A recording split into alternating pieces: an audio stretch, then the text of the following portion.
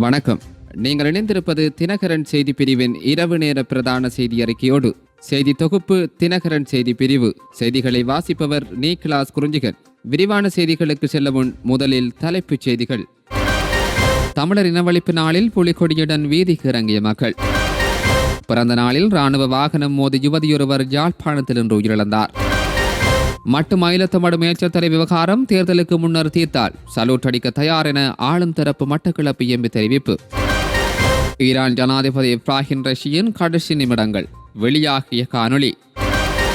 எந்நேரமும் அது போதையில் இருப்பவரே நாட்டின் ராணுவ தளபதி பகிரங்க குற்றச்சாட்டு. இனி தொடர்பான விரிவான செய்திகள். மே 18 முள்ளிவாய்க்கால் படுகொலை நினைவேந்தலானது பிரித்தானியாவின் பாராளுமன்ற சதுக்கத்தில் மே 18ஆம் தேதி 3 மணியளவில் நடைபெற்றது. இதன்போது இறுதி யுத்தத்தில் முள்ளிவாய்க்கால் மண்ணில் உயிரிழந்த உறவுகளுக்கு ஈகைச்சுடரேற்றி வணக்கத்துடன் மலர் தூவி அஞ்சலி செலுத்தப்பட்டது.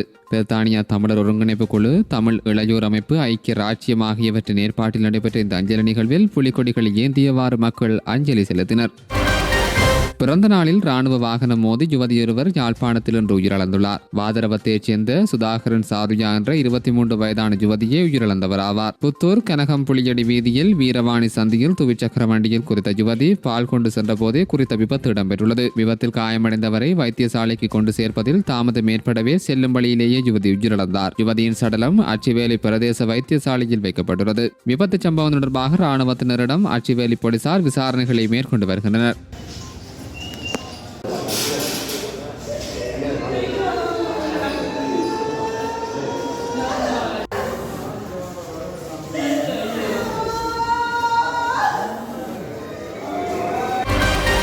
நானாட்டான் நகர பகுதிக்குள் எந்த ஒரு மதுபான சாலைக்கும் அனுமதி வழங்க வேண்டாம் என கோரிக்கை விடுத்து இன்றைய தினம் திங்கட்கிழமை தலைவர்கள் பொதுமக்கள் இணைந்து நானாட்டான் பிரதேச செயலகத்துக்கு முன்பாக அடையாள கவனஈர்ப்பு போராட்டம் ஒன்றை முன்னெடுத்திருந்தனர். நானாட்டான் விவசாய அமைப்பு பிரதிநிதிகள், மகளிர் அமைப்புகள், அரசு சார்பற்ற நிறுவனங்கள் இணைந்து நானாட்டான் சுற்றுவட்டத்திலிருந்து நானாட்டான் பிரதேச செயலகம் வரை கோஷங்களை எழுப்பியவாறு ஊர்வலமாக வருகை தந்து போராட்டத்தில் ஈடுபட்டனர். நானாட்டானில் இந்து மற்றும் கத்தோலிக்க பாடசாலைகள் அமைந்துள்ள இடங்களில் மென்மதுபான விற்பனை நிலையம் காணப்படும் அதே நேரம் மக்கள் அதிகம் வசிக்கும் பகுதியில் கள்ளு தவறனை காணப்படுவதாகவும் மென்மதுபான சாலைகளை உடனடியாக நிறுத்தும்படியும் அதே நேரம் நானாட்டான் ஒளிமடு பகுதியில் அமைந்துள்ள கள்ளு தவறனையை வேறு இடத்துக்கு இடமாற்றம் செய்யுமாறும் போராட்டத்தில் ஈடுபட்டவர்கள் கோரிக்கை விடுத்திருந்தனர். மதுபாவனை ஊக்கப்படுத்துபவர்களே மக்களையும் மாணவர்களையும் வாழ வைக்க உதவிடுங்கள். நமக்கு கிடைத்த சாபம் மதுக்கடை, அதை இன்றே ஒழிப்போம். உழைப்பை பறிக்க வந்த சாத்தான் இந்த மதுபானமும் மதக்குடையும். குடிசிலரின் இன்பம் பலரின் துன்பம். மதுவிற்று கிடைக்கும் காசு உனக்கே நீ தேடும் சாபம் போன்ற பல்வேறு வாசகங்கள் எழுதப்பட்ட பதாதைகளை ஏந்தியவாறு போராட்டத்தில் ஈடுபட்டனர். குறித்த போராட்டத்தில் அருத்தந்தையர்கள், இந்து ஆலய குருக்கள், முருகன் விகாராதிபதி, முன்னாள் நானாட்டாம் பிரதேச சபை உறுப்பினர்கள் என பலரும் கலந்து கொண்டனர்.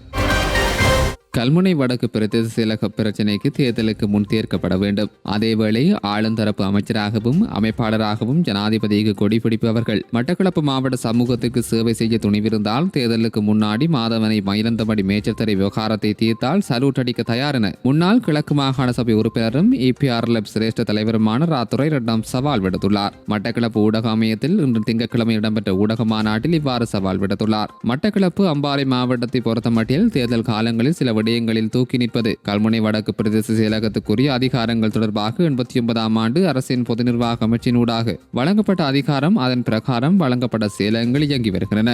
அதில் ஒன்று கல்முனை தமிழ் பிரதேச செயலகம். அந்த செயலகங்களுக்கு சில அதிகாரங்களை வழங்காது தடுத்து வைப்பது என்பது இலங்கை அரசாங்கம் ஒரு இனத்துக்கு சார்பாக நடப்பிப்பதை நிரூபிப்பதற்கான ஒரு செயற்பாடு. அரசை பொறுத்த மட்டில் பிரதேச செயலகத்தை இயங்க வைப்பது என்பது அந்த பகுதியில் வாழுகின்ற மக்களின் தேவைகளை நிறைவேற்றுவதற்கான ஒரு நிர்வாக கட்டமைப்பாகும். அந்த நிர்வாக கட்டமைப்பின் சில நிதி, காணி தொடர்பான விடயங்கள் அந்த பிரதேசத்துக்கு வழங்கப்படாமல் தடுக்கப்பட வேண்டும் என முன்வைத்து ஒரு முஸ்லிம் அமைச்சர் அவரின் கருத்துக்களை கேட்டு இலங்கை அரசு தமிழ் மக்களுக்கு துரோகத்தை விளைவிக்க முயற்சி செய்வதை கண்டிக்கக்கூடிய விடயமாகும். அரசாங்கம் அப்படிப்பட்ட தவறான பிழையான செயல்களை செய்வது என்பது அம்பாறை தமிழ் மக்களால் ஏற்றுக்கொள்ள முடியாது. அரசாங்கம் தமிழ் மக்களுக்கு எதிராக மேற்கொள்ளப்படுகின்ற ஒரு நயவஞ்சகமான செயற்பாடாகும். ஆனால் ஒரு இனத்தை சார்ந்த ஒருவர் ஒரு சமூகத்துக்கு எதிராக அரசு நிர்வாகத்தை பயன்படுத்துகிறார் என்றால் அதை கேட்டு செயற்படுவது எந்த அளவுக்கு நளினமாக பலவீனமாக அரசு என்பதை எட்டி நிற்கிறது. அதேவேளை ஆளுந்தரப்பு அமைச்சர் அமைச்சர்களுக்கு வினயமான வேண்டுகோள் விடுக்கின்றேன். அது தியேட்டர்காரராக இருக்கலாம், அபிவிருத்தி குழு தலைவராக இருக்கலாம், ராஜாங்க அமைச்சராக இருக்கலாம், யாராகவும் இருந்தாலும் உங்களுக்கு சவால் விடுக்கின்றேன். மட்டக்களப்பு மாவட்ட சமூகத்துக்கு சேவை செய்ய துணிவிருந்தால் மாதவனை மயில்தமடி மேய்ச்சல் தரை விவகாரம் ஜனாதிபதி தலைமையில் நடந்த கூட்டத்தில் பல தீர்மானங்கள் எடுக்கப்பட்டு அமல்படுத்தப்பட வேண்டும் என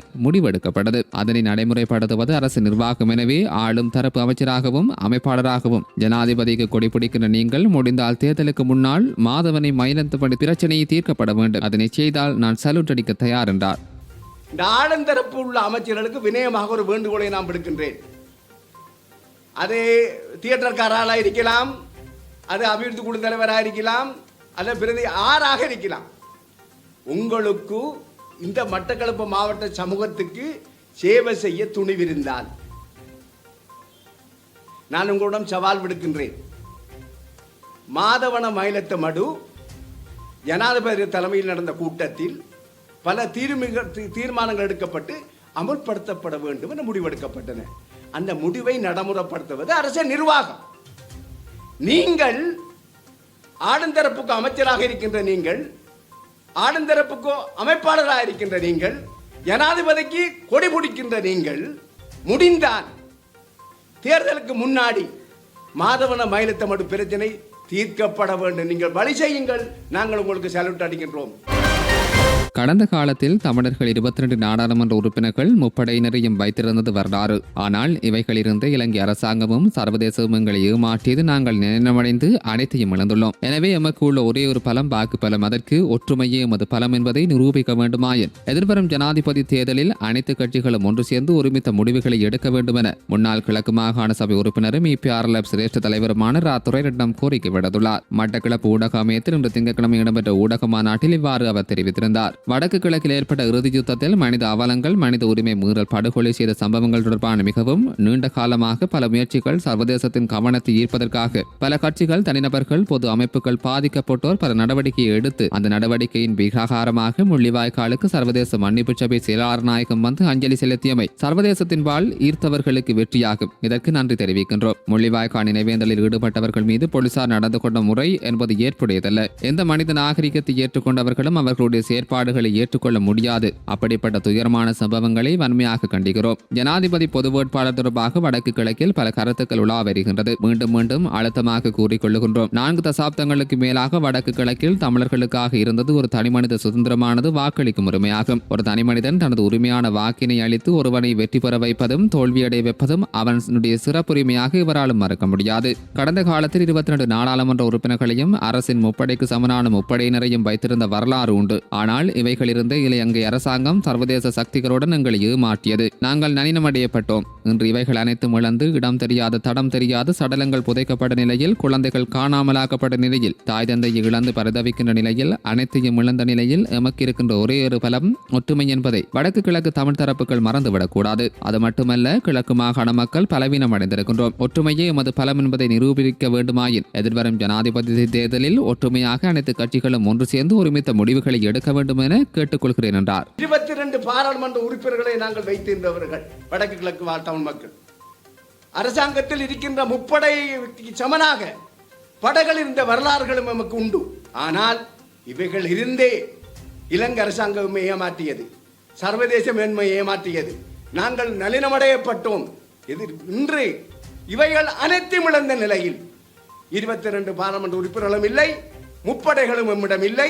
அனைத்தையும் இழந்து இடம் தெரியாது, தடம் தெரியாது பிரேதங்கள் புதைக்கப்பட்ட நிலையில், காணாமல் குழந்தைகள் ஆக்கப்பட்ட நிலையில், தாய் தகப்பன் பெற்றோர்கள் இழந்து பரிதவிக்கின்ற நிலையில், நாங்கள் அனைத்தையும் இழந்தவர்களாக உள்ள நிலையில் எமக்கு இருக்கிற ஒரே ஒரு பலம் ஒற்றுமை என்பதை இந்த வடக்கு கிழக்கு தமிழ் தலைப்புகள் மறந்துவிடக் கூடாது.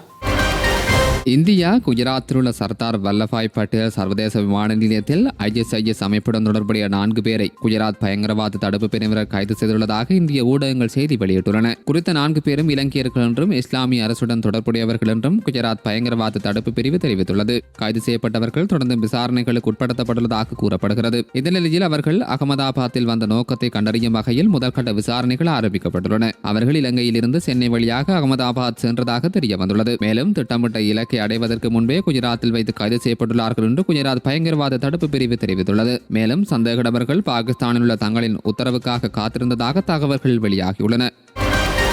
ஈரான் ஜனாதிபதி இப்ராஹிம் ரைஷின் கடைசி நிமிடங்கள் தொடர்பிலான காணொளி தற்போது சமூக ஊடகங்களில் பகிரப்பட்டு வருகிறது. இப்ராஹிம் ரைஷி கிழக்கு அசர்பைன் மாகாணத்துக்கு மேற்கொண்ட விஜயத்தின் போது பயணித்த உலங்கு வானூர்தி விபத்துக்குள்ளானதில் உயிரிழந்தார். உலங்கு வானூர்தியில் அவருடன் பயணித்த ஈரானின் வெளியுறவு அமைச்சர் கொஷைன் அமீர் அப்துல் ஹாஹி உள்ளிட்டவர்களும் விபத்தில் பலியாகியிருந்தனர். இந்நிலையில் அவர் பயணித்த உலங்கு வானூர்தியின் கடைசி நிமிடங்கள் தொடர்பான காணொளி தற்போது வெளியாகியுள்ளது. அசர்பைஜனில் இருந்து நாடு திரும்பிய ஜனாதிபதி மற்றும் 9 பேர் பயணித்த ஹெலிகாப்டரை விபத்துக்குள்ளானது. குறித்த பகுதியில் நிலவும் சீரற்ற வானிலை காரணமாக விமானம் விபத்துக்குள்ளானதாக தெரிவிக்கப்படுகிறது.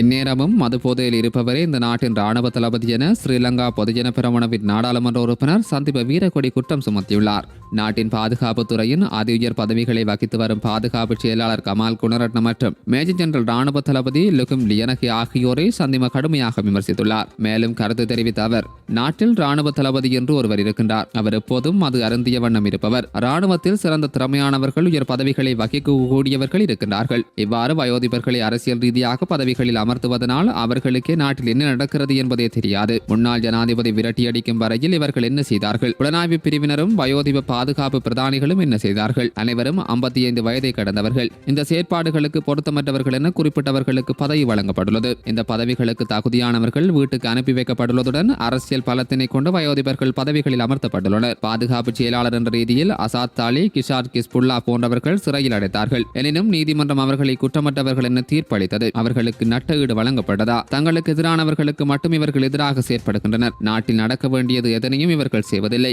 யுத்த வீரர்கள் என போற்றப்படும் படையினர் இன்று பலிக்கடாக்களாக மாற்றப்பட்டுள்ளனர். உக்ரைன் ரஷ்ய போரில் வாடகை படையாக ஈடுபடுத்தப்படுகின்றனர். பாதுகாப்பு செயலாளர் அவன்கார்டு பிரதானியுடன் உலகில் எத்தனை நாடுகளுக்கு சென்றார், என்ன விடயங்கள் பேசப்பட்டன என்பது குறித்து ஆராய தனியான புலனாய்வு பிரிவு நிறுவப்பட வேண்டும் என்றும் தெரிவித்துள்ளார். தமது உறவுகளை நினைத்து நினைவேந்தல்களை நிகழ்த்து கண்ணீர் விடும் குறைந்தபட்ச உரிமையை கூட சர்வதேச சமூகம் இலங்கை தமிழ் மக்களுக்கு பெற்றுத்தர தவறியுள்ளது என தமிழ் முற்போக்கு கூட்டணியின் தலைவரும் நாடாளுமன்ற உறுப்பினருமான மனோ கணேசன் குற்றம் சுமத்தியுள்ளார். இது தொடர்பில் அவர் ஊடகங்களுக்கு வழங்கியுள்ள செய்தியில், கோர யுத்தம் நிறைவடைந்து இன்று 15 ஆண்டுகளாகிவிட்டன. அன்று யுத்தத்திற்கு முழுமையான ஆதரவும் ஒத்துழைப்புகளையும் அன்றைய இலங்கை அரசுக்கு வழங்கிய சர்வதேச சமூகம் தமிழர்களை பார்த்து யுத்தம் முடிந்த உடனேயே அரசியல் தீர்வையும் பொறுப்பு கூறலையும் பெற்றுத்தருவதாக உறுதி கூறியது. தமிழ் மக்களின் பிரதிநிதிகளிடம் உறுதி கூறியது. இலங்கை வந்து சென்ற அனைத்து ஐநா மற்றும் வெளிநாட்டு பிரதிநிதிகள், உள்நாட்டில் பணியாற்றும் ராஜதந்திர பிரதிநிதிகள் அனைவரும் அன்றைய தேசிய ஒருமைப்பாடு அமைச்சர் என்ற முறையில் என்னை சந்தித்து என்னிடம் இந்த உறுதிப்பாட்டை பலமுறை கூறியுள்ளனர். ஆனால் இன்று நிலைமை என்ன? அரசியல் தீர்வு, பொறுப்பு கூறல் என்பன ஒரு புறம் இருக்க, யுத்தம் நிறைவடைந்து 15 வருடங்கள் ஆகிவிட்ட இன்று தமது உறவுகளை நினைந்து நினைவேந்தல்களை நிகழ்த்தி கண்ணீர் விடும் குறைந்தபட்ச உரிமையை கூட சர்வதேச சமூகம் இலங்கை தமிழ் மக்களுக்கு பெற்றுத்தர தவறியுள்ளது. இலங்கை போலீசாரால் கைதுகள், கெடுபிடிகள் நடத்தப்படுகின்றன என்றார்.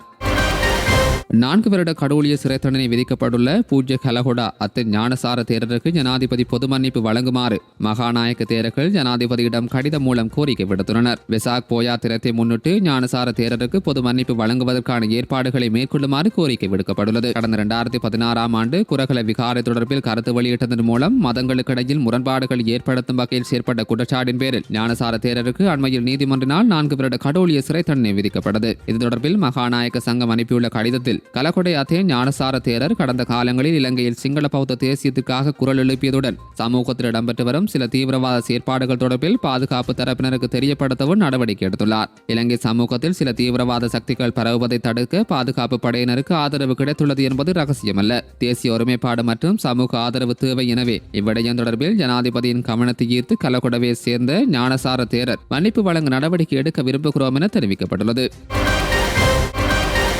இத்துடன் தினகரனின் இரவு நேர பிரதான செய்தி அறிக்கை நிறைவடைந்தது. தினமும் முக்கிய செய்திகளை உடனுக்குடன் அறிந்து கொள்ள எம்மோடு இணைந்திருங்கள். மீண்டும் மற்றொரு செய்தியின் வாயிலாக சந்திக்கும் வரை நன்றி, வணக்கம்.